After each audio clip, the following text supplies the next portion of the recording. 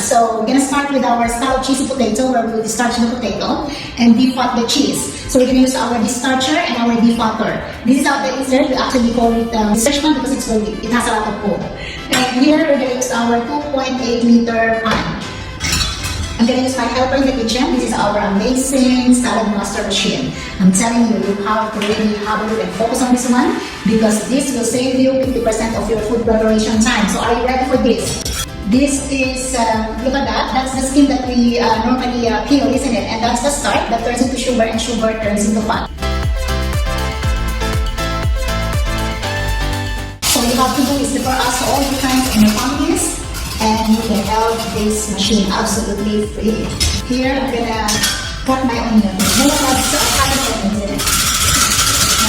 Easy to use and free. So I'm gonna mix my potatoes here. So we're not showing you this, that this is how you should cook your potatoes. We're showing you a healthier way because we know that most diets are telling us to cut down potatoes. Here, I'm gonna use my 2.8 liters pan.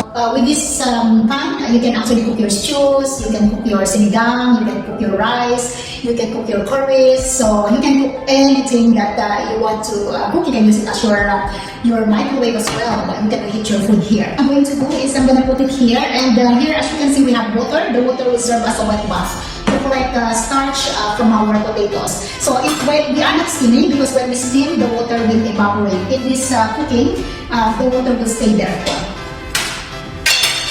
What I'm going to do, what you have to do is put the lid on, and now I'm going to put it on medium heat. So in Salad Master, we only cook on medium heat. Let me show you why this our fantastic electric skillet is our #1 top selling item. Can you hear that? It has synthetic oil. It's designed for even heat distribution. It means that there's no cold spots. So you put the lid on, it turns into oven. You can make your cake in here, you can make your lasagna, you can make your pizza, you can do your bread, panisal for Filipinos, you can do your roast. You basically bake anything. When you crack the lid, it turns into fryer.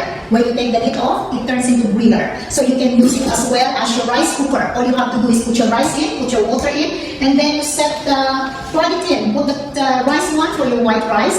So if you want your brown rice or if you want your seasoned rice, like your paella, risotto, if you want your biryani, jollof rice.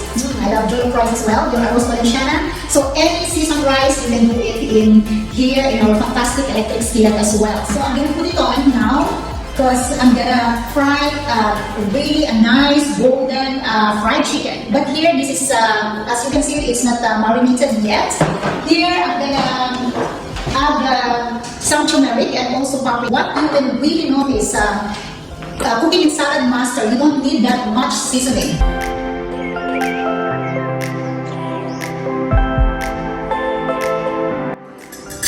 So can you see that there is mercury? It's your preference if you want to take the skin off or you want to keep the skin. Look at that oil coming out from the chicken. So in this cooking, you're frying the oil out of the chicken, not to the chicken. I'm gonna cook our fried vegetables. So deep fresh and cook frozen. So if you're cooking deep fresh and cook frozen normally, how many cookware are you going to use? So we're going to use only one in our 11-inch. You can actually do your lasagna on top of your hob. You can do your pizza in here. You can do your steak. It's a must to have as well. Wow, look at that. Here I'm gonna do our deep fresh and cook frozen. Look at that. It's easy to use and it's absolutely great. Beautiful vegetables here. Look at that. You have to really observe the color here because with this cooking you will retain the color of your vegetables, which means when you retain the color, it means that you retain the vitamins and the minerals in your food. Frozen as well, I'm going to mix and match them. And you can mix and match whatever you favorite. You want your broccoli, if you want your cauliflower there, if you want your plantain, your potatoes here. And what I love about this cooking is, the taste won't mix, so you can taste each individual taste of your vegetables. How amazing is that?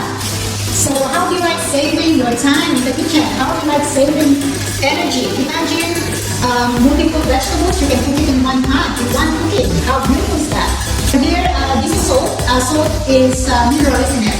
So when there is heat and moisture, the salt will dissolve. So in this cooking, at the end of the cooking process. When the salt is still intact, it means that the vitamins and minerals in your vegetables are intact.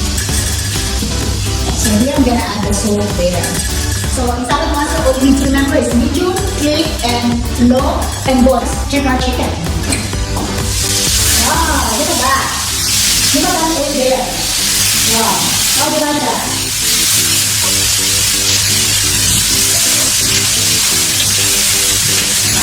Look at that golden brown fried chicken, of course. This is absolutely without oil.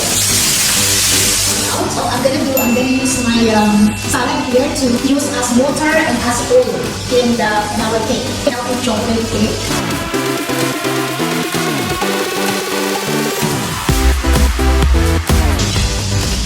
So yeah, I'm gonna use my 10-item fresh salad here to use instead of oil and instead of water. And cabbage, white cabbage, and then I have my red cabbage. So anything, if you have some vegetables in your kitchen, you can just use it for your cake. So I have my carrots here, some cucumber. I have my gorgeous. Can you imagine baking cake with salad? And also some radish. I have my celery here as well. And if you want it nice and sweet, you can add, I add some apple. Again, some apples. So, and also I have my butternut squash. So my eggs, I'm just gonna add those 2 eggs. Okay.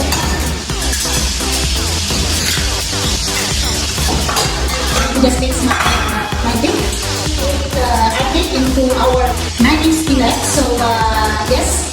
With this, you can actually put also your vegetables. You can mix and match your vegetables here. You can do a small lasagna in here. If you're using smaller portion, you can also do this in our 9-inch skillet. This one, what I'm going to do, I use it to bake our cake on top of our top. If you want to put parchment paper, you can do. It depends on you. But here, what I'm going to do, I use apple as a base. I'm going to just add some apple. Okay, so that's your base for your cake. If you want a carrot cake, egg cake, you can also make. So I'm just gonna add.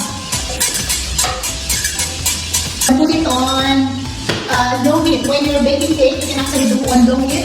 Even the candle light can bake your cake. So that's I'm gonna put it there. Our baking bulb is cooking. So this is our vegetables. It's calling us. Remember when we cook, it's medium. Click, and then what we need to do is put it down to low. So I'm gonna put it down to low. Okay, so let's listen to another click, and then your vegetables is also ready for you. Now let's gonna do our 10-item fresh salad made from scratch, made lovely with our amazing salad master machine. We're gonna do some lemon zest. Wow! Imagine that 10-item fresh salad made from scratch. Look at this. Look at our latest juicer. Look at that.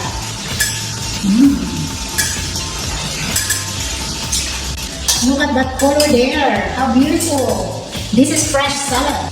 So now this is clicking as well. Now what I'm going to do, I'm going to switch that off. So let's quickly turn the chicken off because it's cooked now. Look at that. I'm just switching it off. And again, I just want to show you this. I know I was showing you before the oil. But look at that oil there. How much oil is in there? Look at that. Look at that oil there. That normally, we add oil in it, so here we put the oil out. Now let's cut your cheese. Right, again, this is our helper in the kitchen.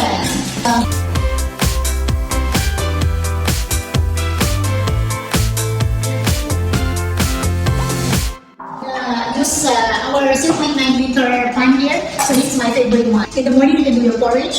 Smallest microwave in the world. So what I'm gonna do, I'm just gonna add some lemon there. Lemon.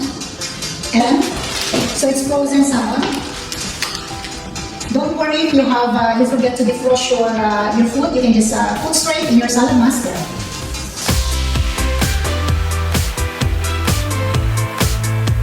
Our cake is also done, and this is done as well.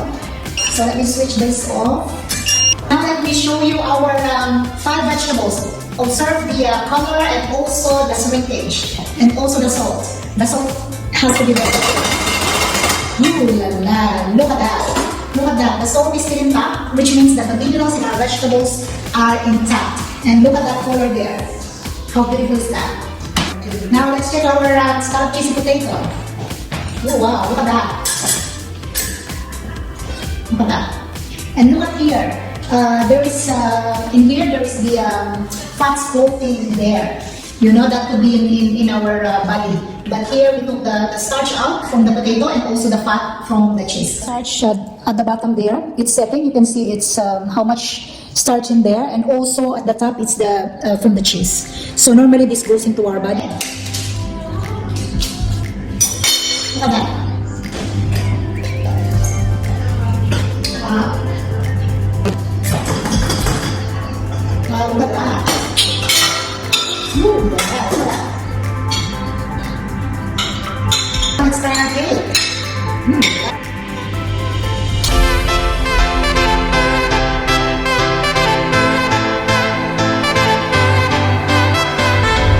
Vibrant colors of our vegetables. Wow, imagine in this cooking you have 93% nutrition in your food. And look at that salmon, your golden fried chicken there, fried without absolutely no oil. And look at that scallop cheesy potato where it already is starch and the cheese is already defatted. Wow, look at that.